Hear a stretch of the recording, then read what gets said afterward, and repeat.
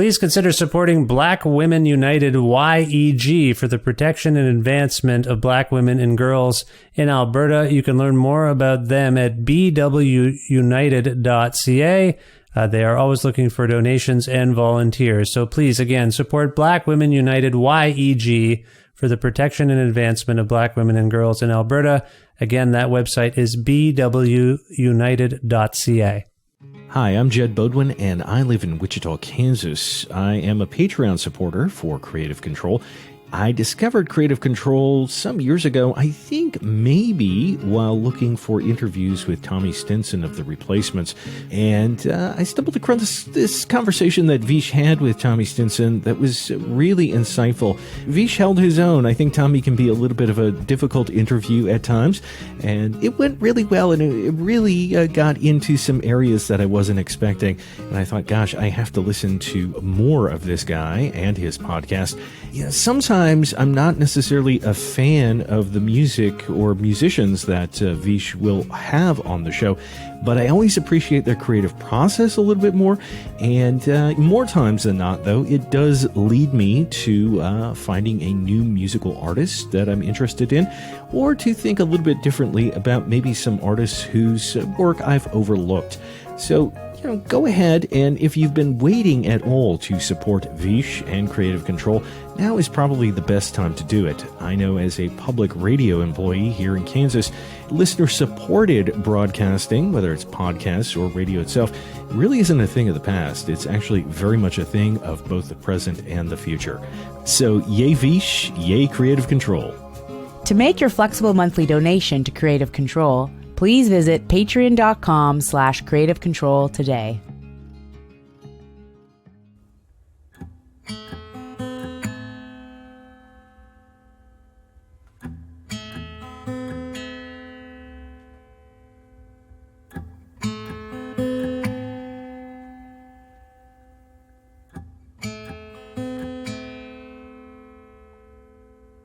I never see you before, and I've never been here before.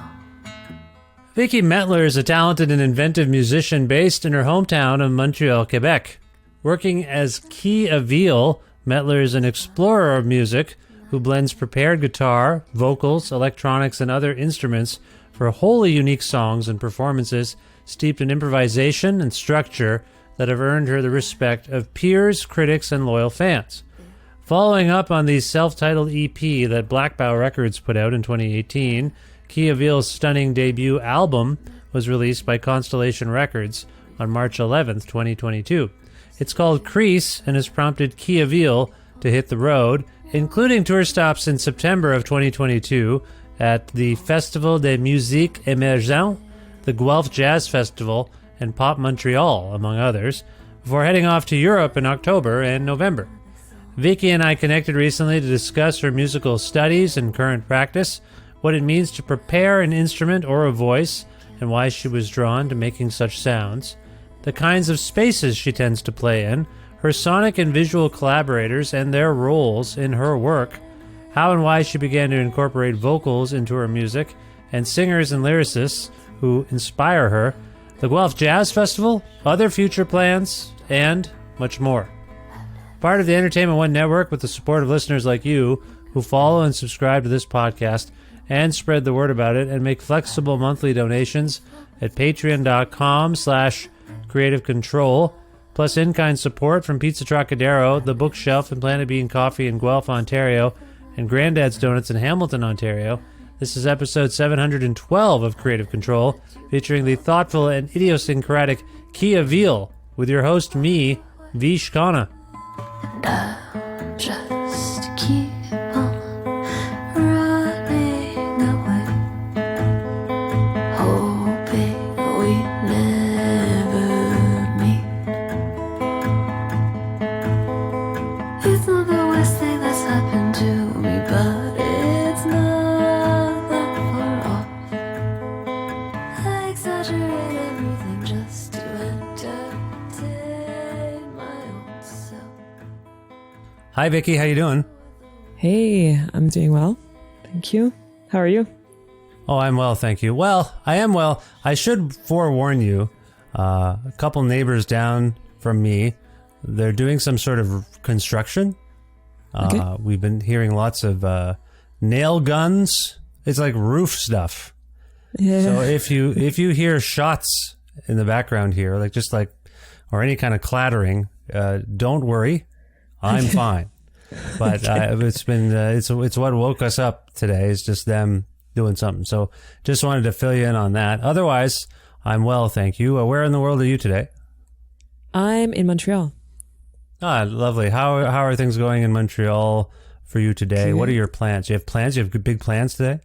I don't have big plans. I just have to do gathering footage from a bunch of people. Well, that So sounds transfers. That sounds suspicious. What do you mean gathering footage for a bunch of? What does that mean? Oh, I just had people like take pictures of some shows and videos and stuff, and I'm just trying to get it all together in one place. Oh! I see. Of yourself, people gathered footage of you. Of the shows, yeah. Oh, okay. Of your concerts. Exactly. Ah, what is the end goal with all of this footage?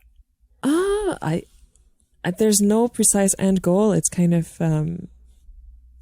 of just to have it if people took it, you know.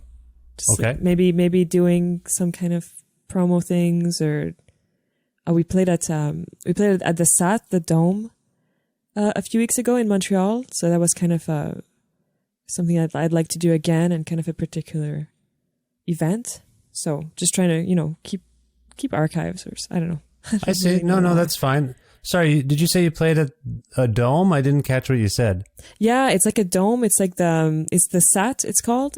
I think there's one in Montreal. There's a few across the world, and they're like surround audio spaces. Oh, so there's okay. like 150 speakers, like in a dome shape. Oh, yes, I've heard there's some sort of play. electroacoustic thing happening. Yeah, exactly. Usually it's a lot of visuals and stuff like that. Right. So it's, okay. So yeah, it was.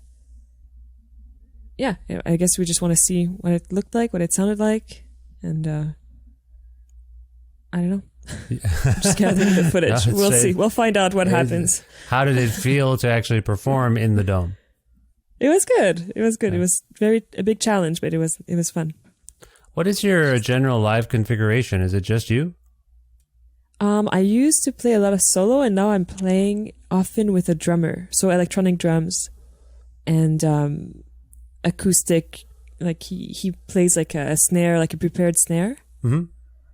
So it's kind of just electronic drums, mostly with a bit of acoustic preparation. Okay. And then I play guitar, sing, and I have like a few pedals. Prepared snare is what? You put a wallet on it? Put something in the yeah. It Yeah. could be anything, Anything, right? Okay. Just like to change the sound, and then he passes it through electronics, filters, and granular pedals, and just to kind of try to replicate the feel of the album without only using samples from the album. Yeah. So making it a bit more reactive, and so yeah, it's really great actually how he brought all this music together. And I'm talking about Samuel Gugu is the drummer that I play with. Oh yeah, I was going to ask that. Do we know them from other projects, or would we know them from other projects? Yeah, so he has his own project called TDA, and he plays in a bunch of bands. I think one of his main bands is Victime, and then he plays drums with other people. I see. In a lot of projects, yeah. I see. Now you have an interest in prepared sounds of all sorts. Is that a fair assessment? Yeah, that's true. I do. I do like to play the guitar that way. Particularly guitar. Is guitar your first instrument? Yes. Right. So do you have a sense of where your interest in preparation, not simply... Actually, you know what we should do here, Vicky, because there might be people who don't really understand what to prepare an instrument, what it might mean. I alluded to the fact that with the snare drum, you can put a wallet on it, or you can put something in the actual snare, which is underneath the drum, if you will. You know, you can do all sorts of things to manipulate the sound. That is, in essence, what preparation means, I think. But can you, just for people listening who may not know, can you explain what it means to prepare an instrument, a guitar, or anything else? Do you mind doing that? Yeah, I guess for me, I guess it would mean that I take objects, like any objects that you can use to either play the instrument or put it on the instrument to change the sound. So you could like put a chopstick in the guitar strings, or like a thread, or really anything that, you think could be interesting. Like I play a lot with like a screw, or, using an objects to play an instrument in like a non-traditional way. You say you play a screw. This is you dropping screws into vessels and things and capturing the sound. Is that right?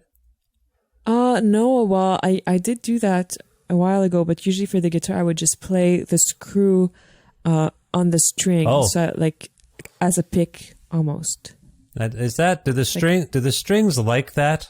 Do the strings ever look up to you and say, "Hey, can't you just use a pick like everyone else? This hurts. Ow! Why play the guitar with a screw?" I guess I'm also really bad at changing my strings, so they have long lives. Oh, okay. Of pain. Yeah, really painful lives. I'm very bad at that too. I'm not a guitar person, but I have guitars, and I will confess to you that I have self-consciousness about whether I'm changing strings properly, if I know what I'm doing. Every guitar is different too, as well, like in terms of how to change the string and all that stuff. So yes, subsequently, many of my guitars that I play every day have very old strings on them. I'm actually the same way with some of my drum heads, now that I think about it. My 2 tom heads definitely need to be changed. Is that? I just want to clarify once again, or at least reestablish that you and I sound similar in that regard. Are we lazy? Why don't we like to change and update our instruments? Change strings, change drum heads. What's wrong with us? Vicky, what is wrong with you and me? There's maybe many things, maybe too many to get into. But. Okay, let's narrow it. Let's just focus in on the lack of desire to change things if they sound relatively okay. Like, when are you supposed to change? If we were guitar nerds, I'm sure they're like, "Oh, I change my strings every day." What? No, you don't. Come on. How often are you supposed to change strings? Do you know? I don't know, like the technical. I guess I would change them if I see that they stop being like they just become flat, almost like flat wounds a little bit, or like you lose the ridges. Yeah. So that takes a while. Yeah, it does. And I tune them, and they tune, and they stay in tune. So I'm like, why would I bother changing these strings? But like I say, I think smarter, maybe more intelligent, not more intelligent, whatever. Just more people who know their instruments better, I guess, would be more adamant about. So, and I also think like you change things when you're for drums anyway. I learned through experience, like, you should really change them maybe before you go into the studio for a session. Yeah. That's when you kind of live. It doesn't. You can go through a tour and it's probably fine, but in the studio you want to change. Does that resonate with you? I guess it depends how you want it to sound. I'm not sure exactly. Yeah. Because then maybe they'll be more out of tune, and then you'll be recording, and it's they're losing their tuning. I don't know.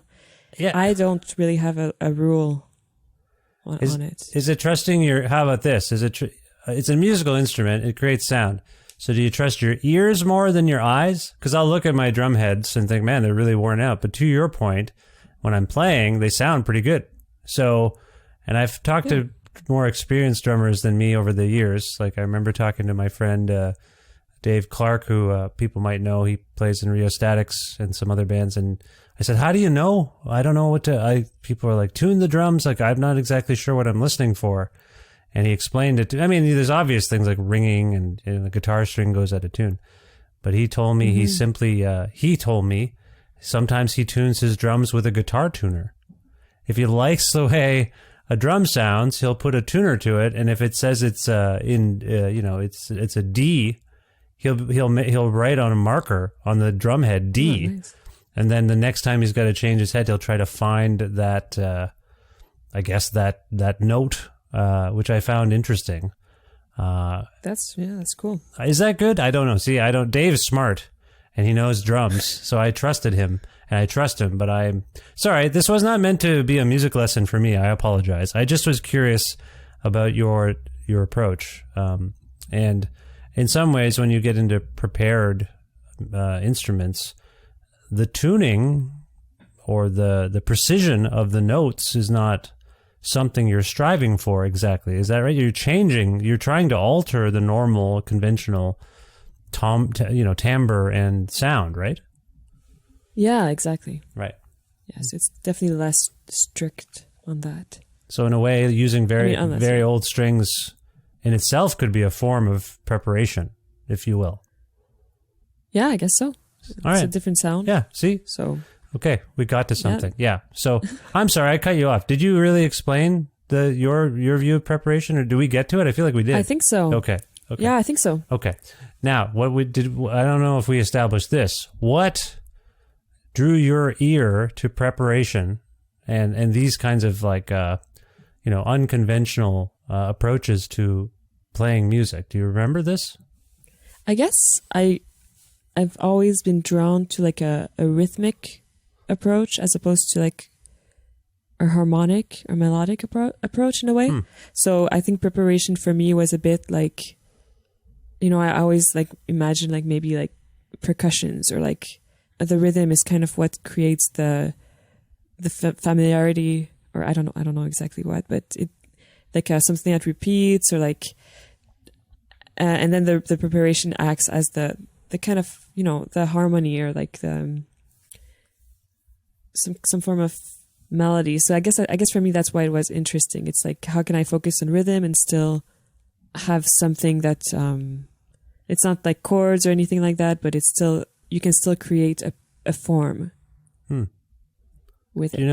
Do you know where your interest in rhythm sort of comes from? Do you have any recollection of where did you want to be a drummer in any way, or was it simply that you, as a guitar player, wanted to play more rhythmically? Yeah, I think it was just what came more naturally to me.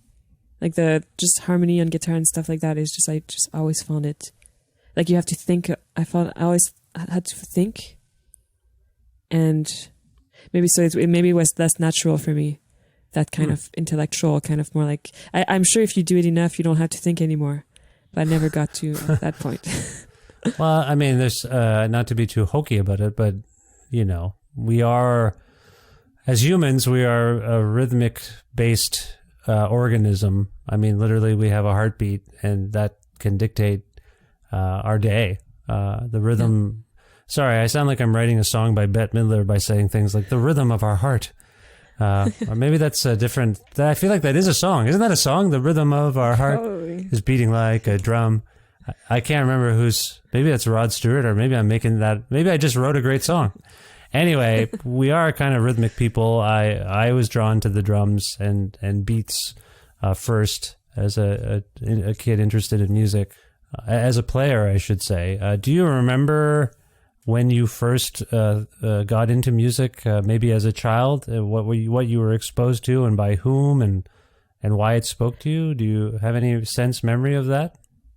I wasn't really exposed to a lot of music in my as a child, but I remember actually, I guess for me it was a bit late. I went to school like CEGEP for music, and then I really started getting into it actually after I left school, and I guess through improvised music was really when I found like something that I really enjoyed more.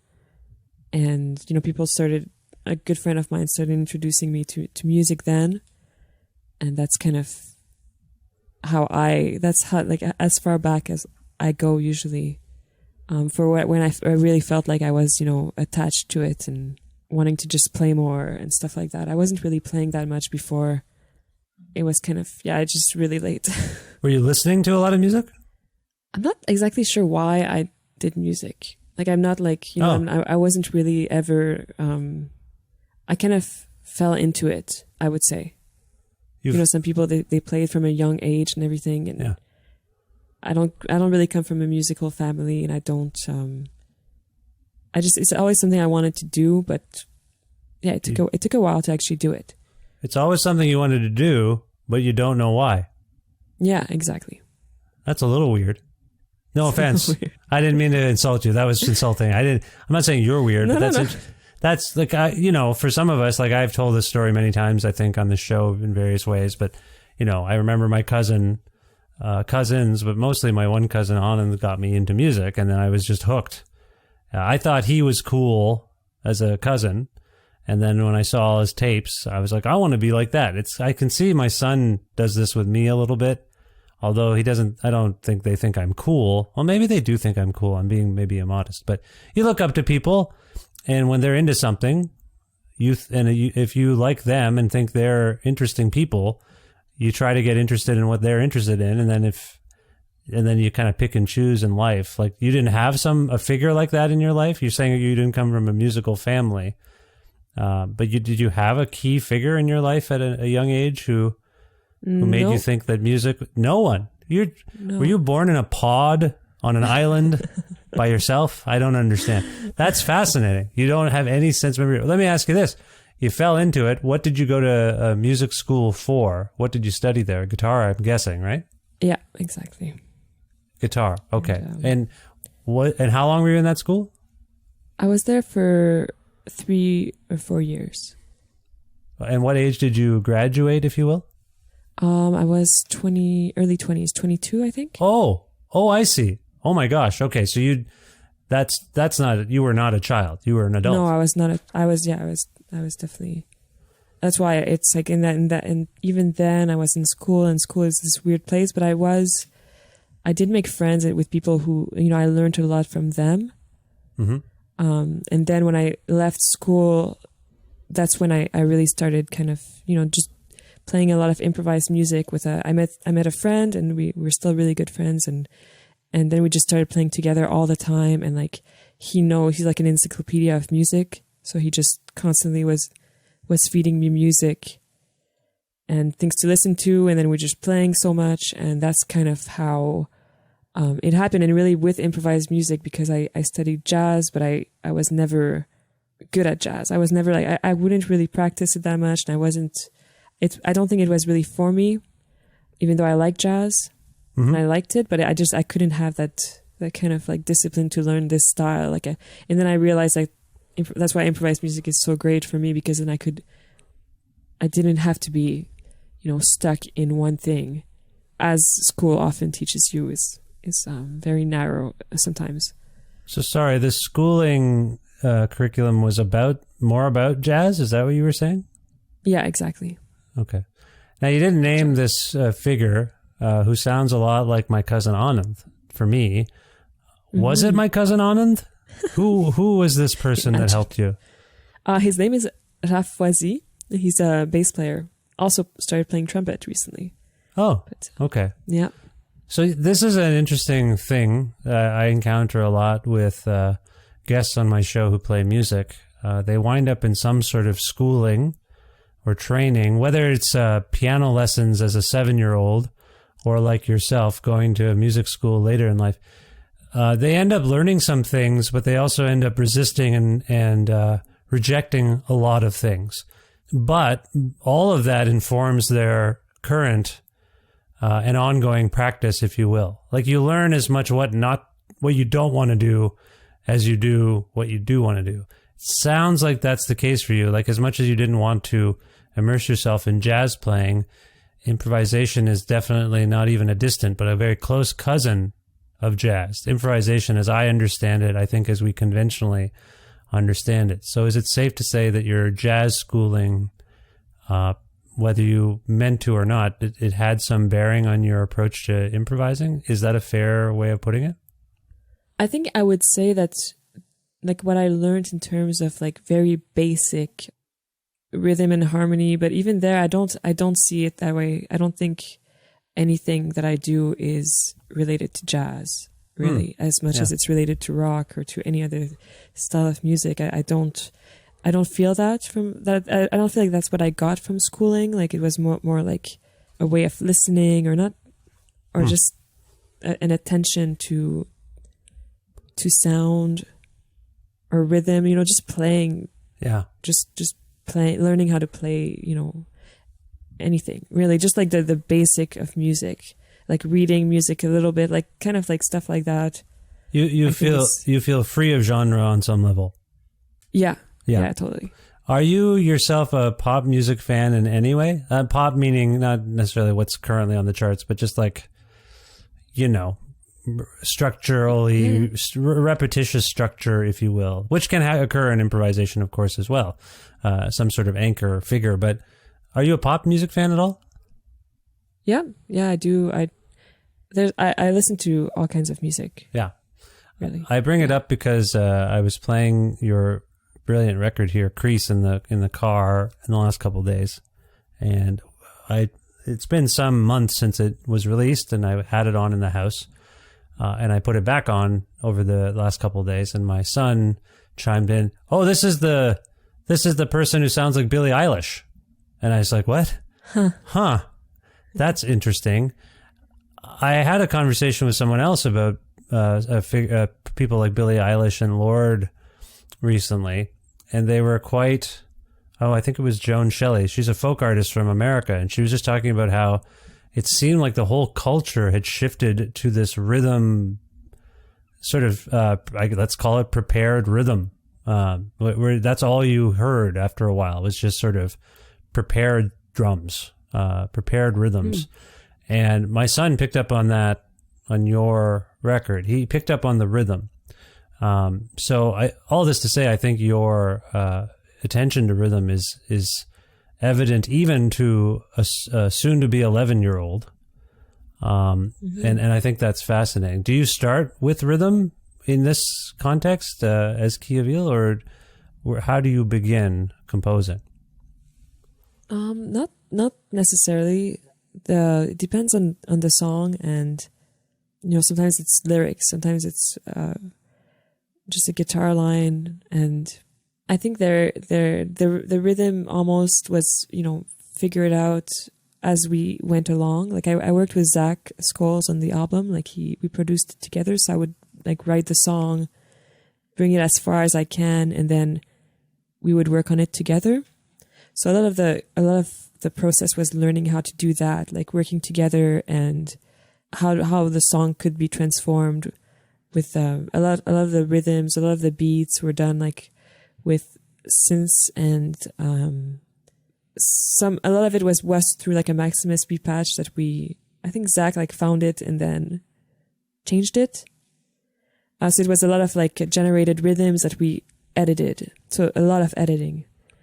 And often that would take place almost at the end of the song, because you're adding it with all the rest, but not necessarily. Like some songs were not made like that, but some of them were.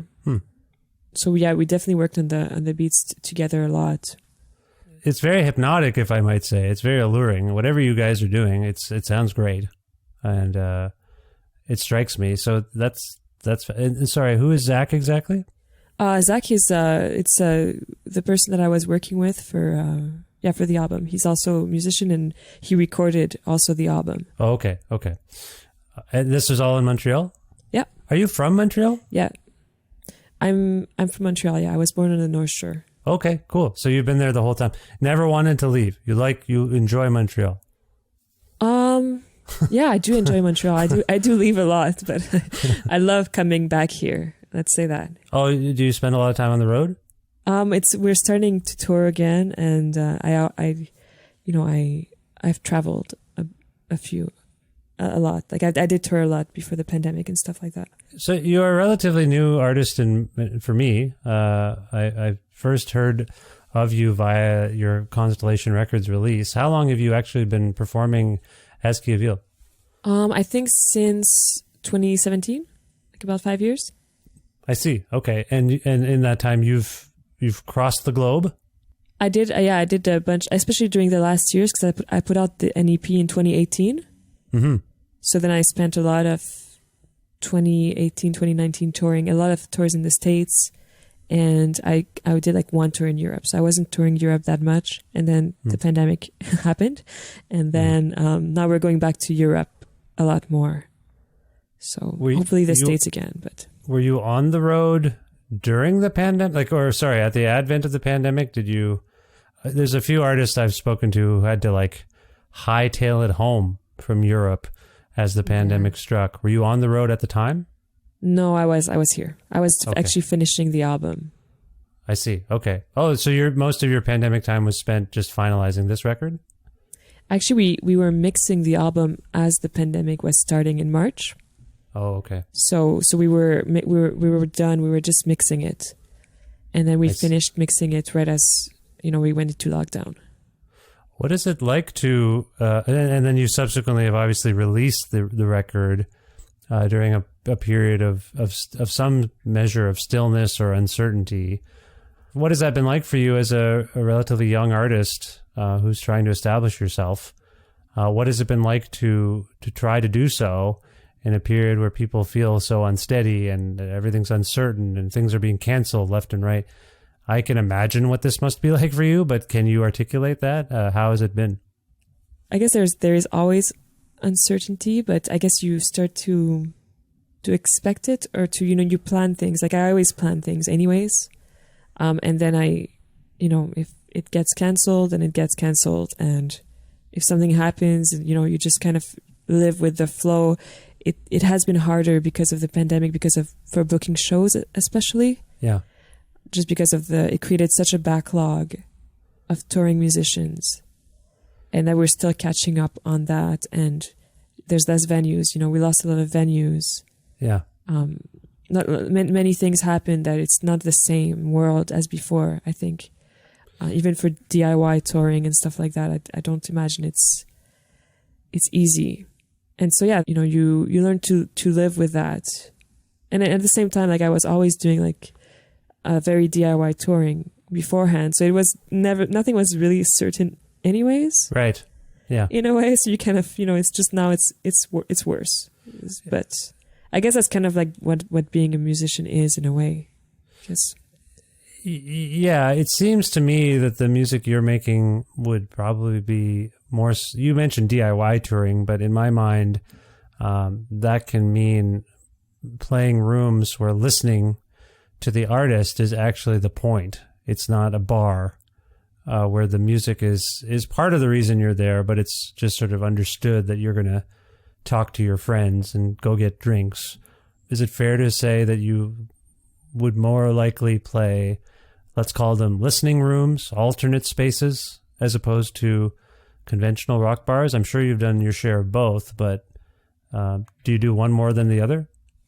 I mean, I think it depends where. Like, I think when I was touring the States, it was a lot of, houses or, some bars, but the spaces were so different. And sometimes, the sound is not good. So it's like, yeah, it's a listening context, but what are you listening to? Mm-hmm. You know what I mean? Mm-hmm. Mm-hmm. So it's very like, and sometimes, you play a rock club and the venue has a great sound system. And so it just sounds better. Yeah, of course. So I think it's the audience who creates that.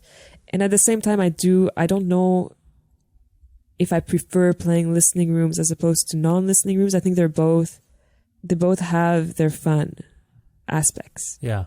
Like it's good to play for people who, might not know this kind of music, or, they didn't necessarily come to see a show, but then maybe they did like it. Given that maybe they hated it. Yeah, exactly. Well, given that you have a record now with songs and you've been writing songs, does a room dictate how a song might unfold for you? Is there still improvisation in these pieces when you're playing live? There is some improvisation, but it's very structured.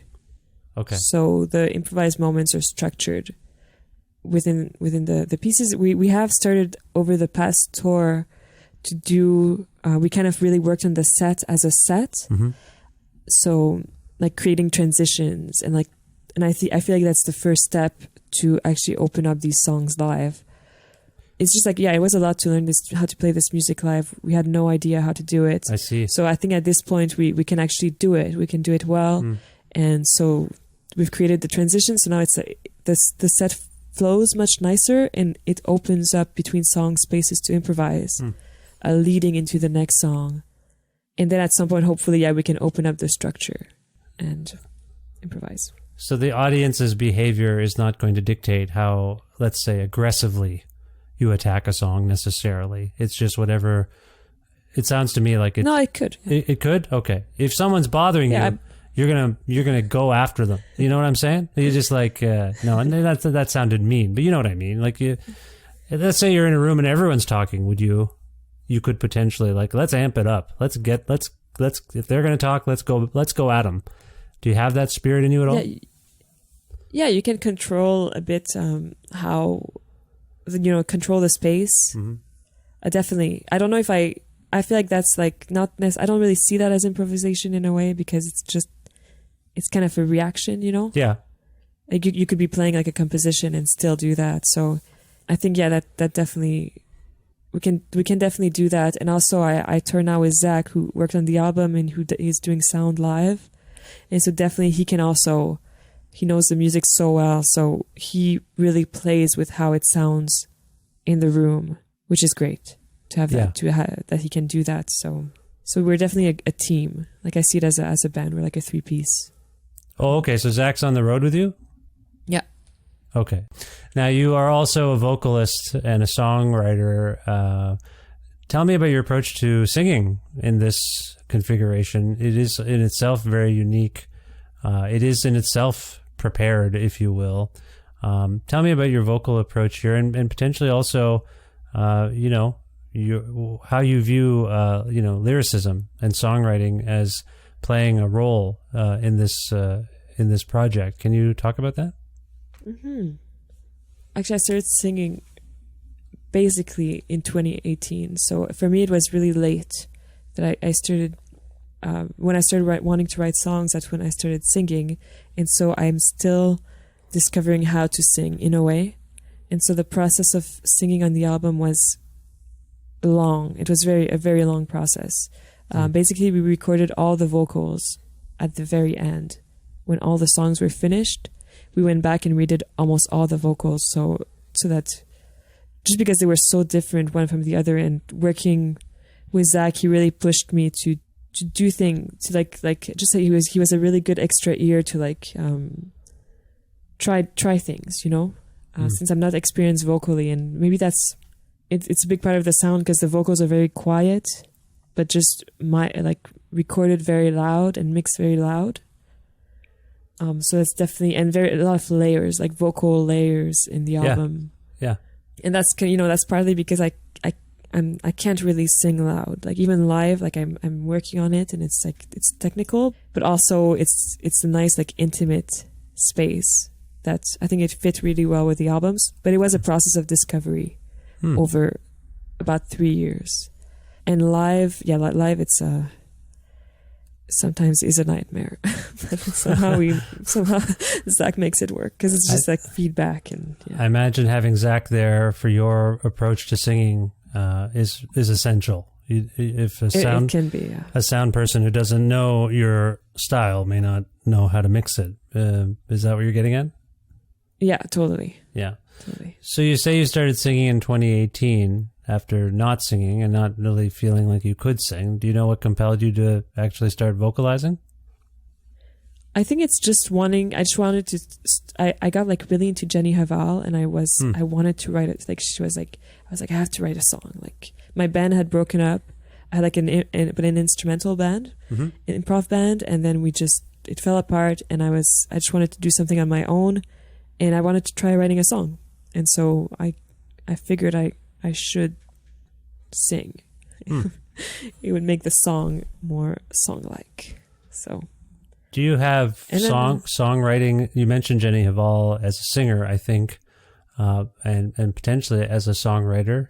Do you have songwriting influences? I mean, literally, people who use words in a particular way, whether they're prose writers, poets, journalists, or, songwriters? Do you have people you look up to or admire? I really like Juana Molina. It was a big influence on this songwriting. Fiona Apple, PJ Harvey, always. Yeah. Like I'm always kind of discovering. I was really also into like This Heat, like the Deceit album. Mm-hmm. It was a big songwriting, but more like the feel, the vibe and stuff like that. Who else?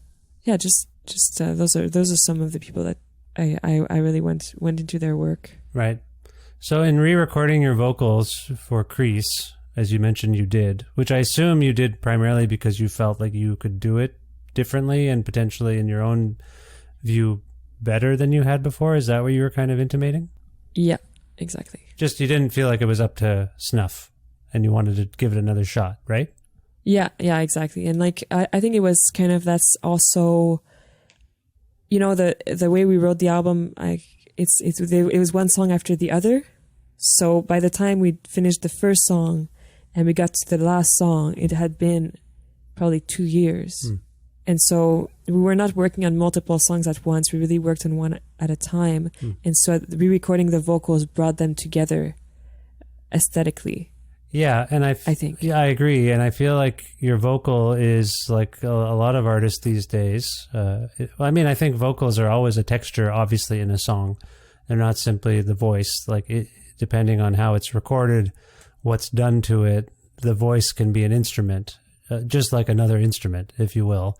I feel like your voice is employed that way in a lot of ways on this record. But I'm also curious about if you have an overarching sense of where what the songs are sort of capturing for you at this moment in time. If I look at the song titles, they're a little enigmatic.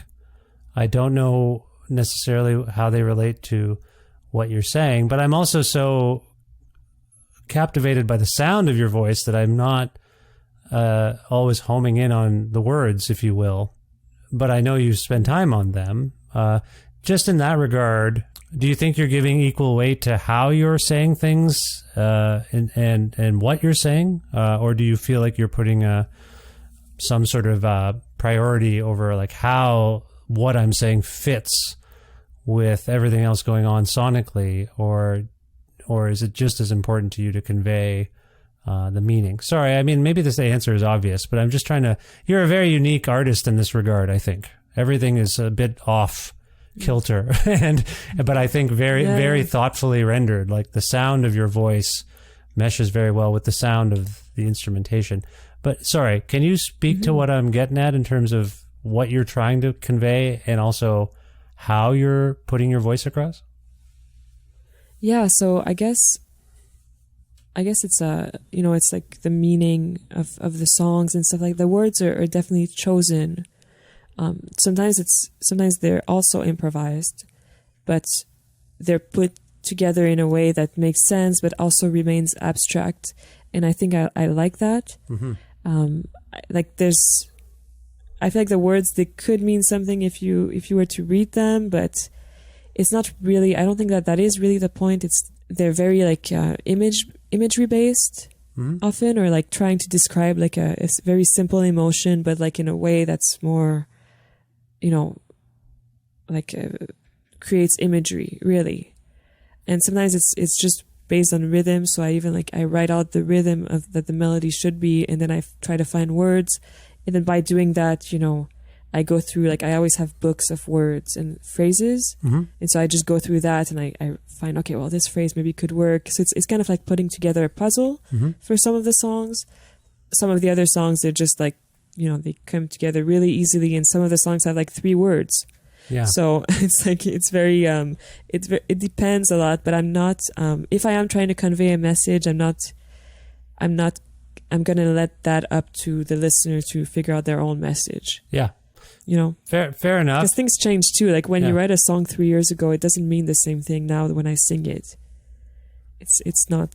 The meaning of a song doesn't stay the same, even for me as the person who wrote it. So. Absolutely, yeah. This and the context of someone's listening experience can change. This is why we often think that a song or an album is prescient, but it's really that you know, I don't know. It just depends on when you listen to it. It just might mean something totally different. So I appreciate that. For you yourself, though, having released this work into the world and having to process that it's out there, do you pick up on threads that surprise you about yourself? Like things you ended up, like I appreciate the abstracted nature of your writing, but do you pick up on things that you think, I didn't realize, I didn't even think of what I was saying, and now it's I've scared myself, or I've taught myself something about myself. You know what I mean? Honestly, like I feel like for me, like if I listen back to the music, like I have no idea how it came together, and I always have this feeling like I'll never write another song. Yeah. You know? Right. Oh. Like this is it. Like how did this come together? It's like I don't know, and it's like can I do this again? I don't know. Okay. So it does surprise me. I do get so like just like so because you do see it differently with time. Like you start seeing it as a listener, I think, more and more. Yeah. For me. Yeah. Even yourself, you almost listen to this subjectively. Yeah, I think with time it could get there, you know. Yeah. Because I just forget. It is kind of odd as a songwriter. You're kind of doing public journal keeping. Yeah. And then you look back on it 5 years, 10 years later, and you're like, what was I even talking about? Like I don't even know. That's kind of where your mind's at? Yeah, for a lot of it. And some of it, you know, of course, some of it you remember more moments, but it's like generally, it's more like, especially for something like that was recorded over such a long period of time. I don't really remember what the order was of the songs, like how how they came together. Yeah. But I think for the next record, I'd like to try to write faster. I think that's faster. Yeah, just not do it the same way. Why change the process. Why faster? Just to see what can be captured in like one instant. You know, like in like a shorter period of time instead of like over a period of years. It's like how I think it could create like a different, something different. Something different. I mean, that is going to be your trajectory, right? Always doing a different thing than the previous one. I guess we'll see. I guess we'll see. Yeah. In terms of your visual aesthetic, the album cover itself is very alluring.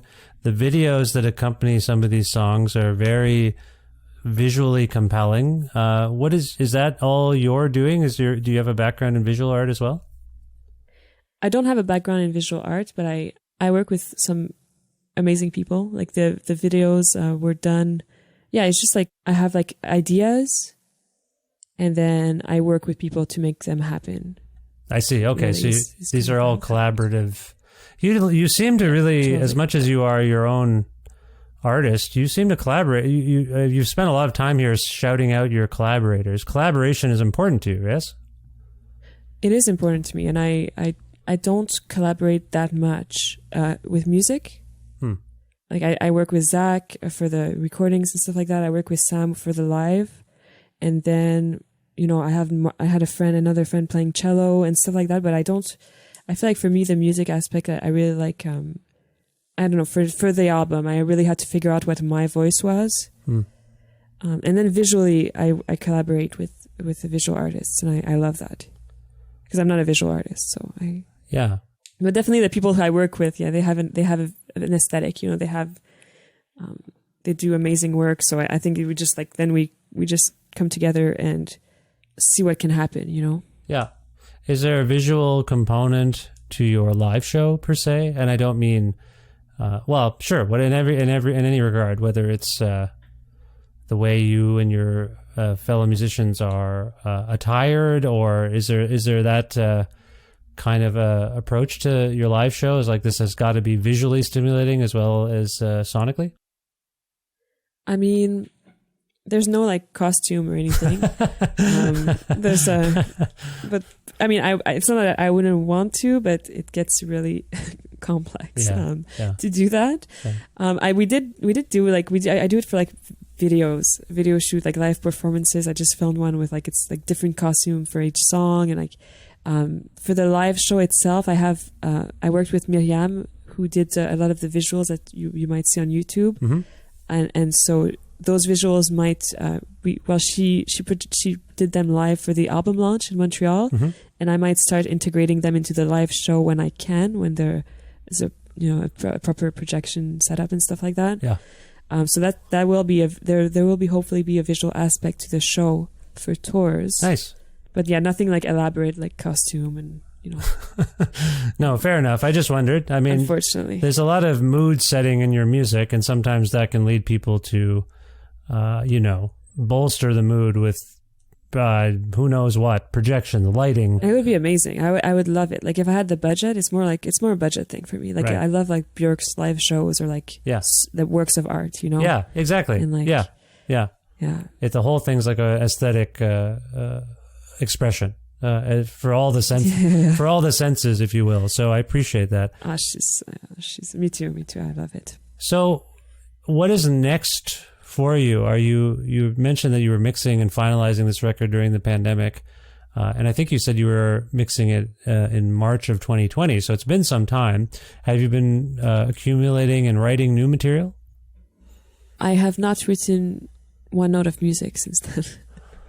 Oh, I haven't written anything. I haven't done any music, and so I'm gonna start again. I think in September. I'm gonna take August off, and then. Oh, okay. Yeah. Is that is that because of the stress of living through a pandemic, and lack of inspiration because of it, or anything else? No, I think I just wanted to do other things. I did like a lot of video work. I did like a bunch of other stuff, and like after the album was done, like I don't have any music left over. It was all used for the album, and so that's kind of in a way. I had to take a break, I think. Yeah. No, it's fair. I think we all should have taken longer breaks than some of us did during this very strange time. But you do have some tour dates coming up, yes? I do have tour dates, yeah. We're supposed to go to, I'm going actually to play in Berlin for next month. I have 2 dates in Berlin and then Europe in the fall. Oh, wow. Nice. Yeah. That's great. And are you doing some Ontario shows? Yeah, I'm going to Guelph actually. Ah, my old stomping grounds of Guelph. I miss them so much sometimes, You're going to the Guelph Jazz Festival, as I recall? That's it. The Guelph Jazz, and then we're playing a show in northern Quebec. Oh. And where else? I think that's it in September. I hope you can figure out a way to be in Guelph for as much of the jazz festival as possible. I think you'll find, based on what I've seen, the programming looks very great, and it's always, it really is one of the greatest festivals in the world. I don't know. Have you heard tell of it? I assume you haven't been before, or have you? I don't think I have been before, but I do really like the programming, and the plan is to stay there for every day. I basically show up on the 15th and leave on the 18th. Yeah. I'm also playing in Land of Kush. Oh, great! Which is Sam Shalabi's band. Exactly. So we're playing the Guelph Jazz too. Oh, that's great. So, yeah, it's going to be a lot of friends and lots of great music, I think. Oh, that's fantastic. Well, I'm very happy for you, and I'm happy for Guelph, and I'm jealous of Guelph that they get to see you, because I... have you ever come out to... Do you think you'll ever come out to Alberta? Yeah, I mean, I didn't I think I played in Calgary. Oh, for like Calgary, Sled Island or something, or? I did do Sled Island, and I did another show with... I think it was organized by Chris Dodge. Oh, yeah. Bug Incision. Yeah, Chris. Yeah. That's great. Bug Incision. Yeah, exactly. Yeah. So I think it must have been 2017 or something. Oh, sweet. Okay. 2018. Yeah. 2019. Yeah. I wasn't here then, and I'm in Edmonton, but I will. I hope I can see you at some point. I also hope I feel compelled to go to shows by that point, too, because I've been a little skittish. But in any case, no, that's lovely. Yeah. So if people want to learn more about your work, Vicky, I assume cstrecords.com, the Constellation Records site, is one place. Is there anywhere else you'd like to direct people?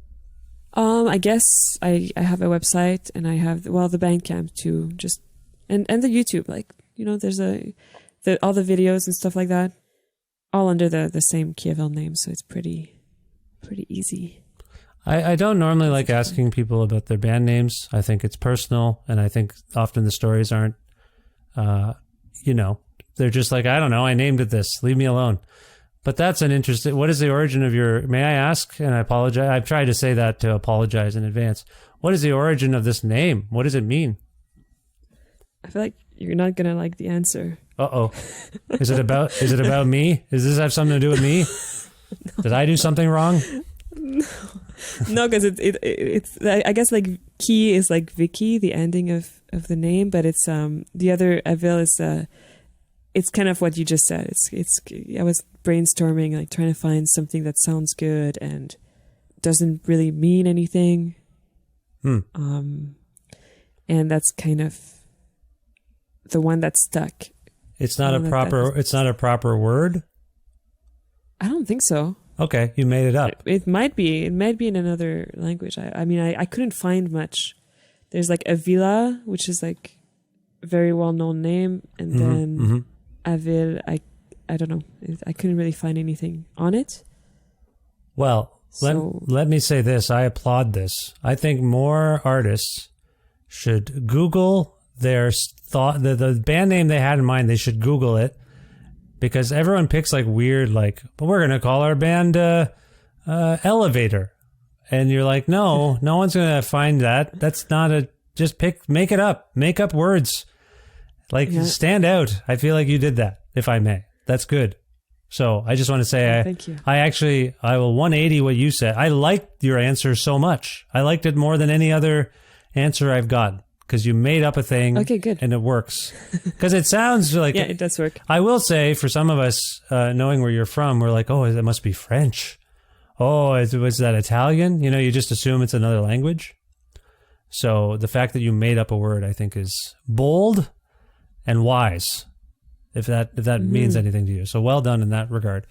Okay, so we've established are you on like social, did you say this already? Are you on social media and stuff? Oh, you mentioned YouTube and your website. Are you on Instagram and those things? Yes. Okay. Of course. Okay, well, everyone can find you there, and I'll try to direct people there. I'm on Instagram too much. Are you on there too much? Oh, okay, I didn't know that. Probably. I'm sorry, I'll take a look at your Instagram. I try to go on there and then... I don't post that much. Okay, all right, I'll take a look. I'm sorry. Okay, if there's a song we can go out on from Crease, I wonder if you might pick one for us and also tell us why you chose it. I think I would pick Devil's Sweet Tooth because I just love that song. And you'll hear the cello I was talking about. Like my friend Mark Molnar played cello, so this is the collaborative song of the album, and it's also it's a weird one. So had a lot of references to Satan and Lucifer and the devil on the show lately. I don't know why exactly. Maybe it's just a strangely evil time. I don't know. What does that title connote for you? It's a good one. I like it. But what does Devil's Sweet Tooth mean to you? I think it's kind of funny. I don't know. I think it was kind of funny. Funny idea, and it's kind of it's a phrase from the song that I thought was a good title for it. So it suggests the devil has a weakness. Is a sweet tooth a weakness? It can be. Yeah, absolutely. I have a sweet tooth. It's not good. Probably not good. Everyone's got to cut. You know what I'll say to everyone else? Enjoy this song. Cut back on the sugar. There's too much sugar in everything, and we're eating it. It's a killer. It's horrible. You don't even think about it. Anyway, that was my rant. This is a lovely song from the new album Crease by Kee Avil. This is Devil's Sweet Tooth. Vicky, I hope you enjoyed your time on the show. This was a pleasure for me, and I hope we speak again, and I wish you the best of luck in the future. Yeah, thank you. Thank you so much. It was really fun. And I'll see you soon, for sure, at some point. Sometime, someplace, somewhere. I know what you're saying. I live in Alberta. It's unlikely, but still, I hope I'll see you soon. Thank you. Yes. Have a good day. Thank you.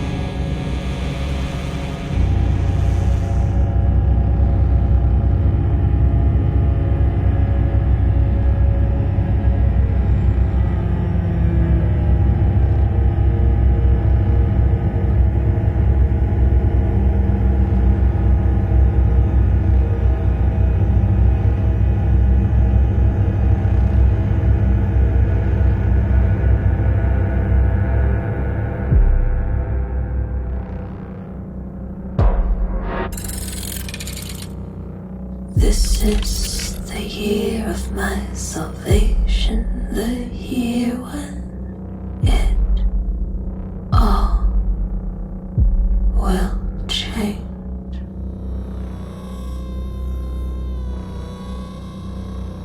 I'll forgive you and the others, not myself. I must retain some anger, some conviction of truth. The emptiness is what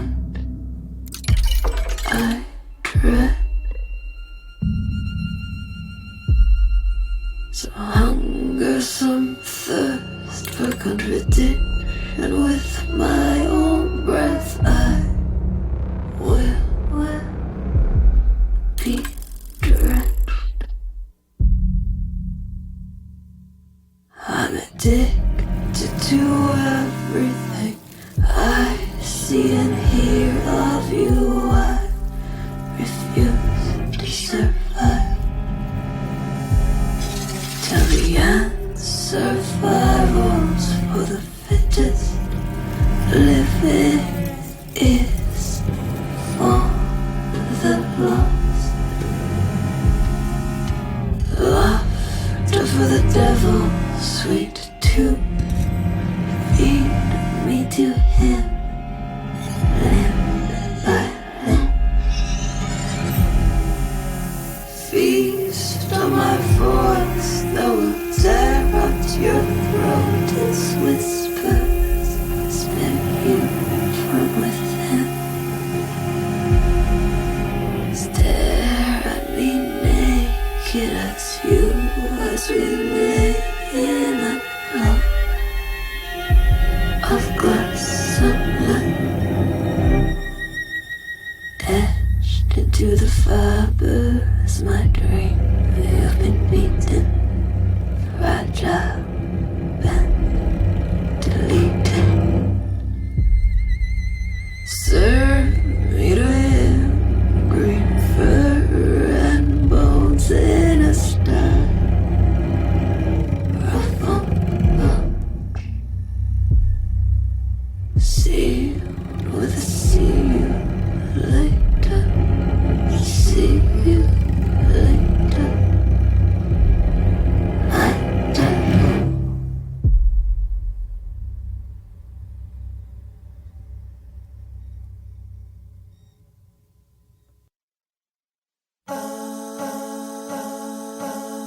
Thank you so much once again to Vicky, aka Kee Avil, for appearing on this, the 712th episode of Creative Control, which is part of the Entertainment One podcast network and is available wherever you get your podcasts.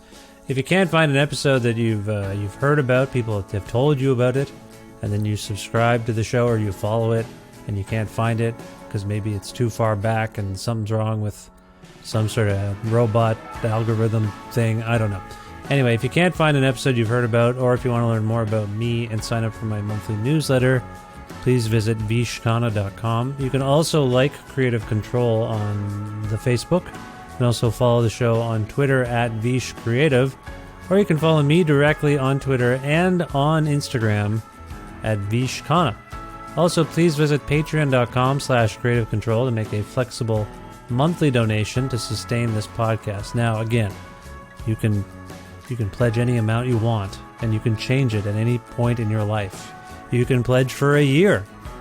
You can pledge for the month, you know. I mean, I forget how it works, but I think, yeah, if you pledge for a year, say you pledge $100, and that's going to cover you for the year. Well, they'll take it out of your thing there, your money place, and then I'll get it, and that's good. But if you want to change that at some point, or delete that, then you can. And if you do it by the month, if you go, I want to donate $6, and then that's good, but then you want to change it to $4, anytime you want, you can do these things. It's not etched in stone. However, $6 or more a month grants you access to exclusive content, including bonus time sometimes with my guests, old interviews from my archive of things I've done beyond this podcast, and some of those can be very interesting, I think. What else happens? Oh, you get the show early. You get the show ideally about a day earlier than everybody else, but it depends on my production schedule. I'll admit that. But still, you get it early. And that's it. If you want a Creative Control t-shirt, you can message me on there and I'll get you one while supplies last. Again, patreon.com/Creative Control for you to support this show. And thank you in advance for even thinking about this. Also want to thank Pizza Trocadero, The Bookshelf, and Planet Bean Coffee in Guelph, Ontario, and Granddad's Donuts in Hamilton, Ontario for their in-kind support for this show. As always, thanks to my dear friend Jim Guthrie, who lends me music for this show. You can learn more about Jim at jimguthrie.org. And finally, thank you so much for listening to this episode with Kee Avil and checking out her music via Constellation Records and wherever else she has or will put out music. Thanks for subscribing to Creative Control and following it and telling your friends all about this podcast. That's how the word is spread and the show is supported. So thank you for all of those things. I hope you're well and you're staying well, and I'll talk to you soon. Bye for now.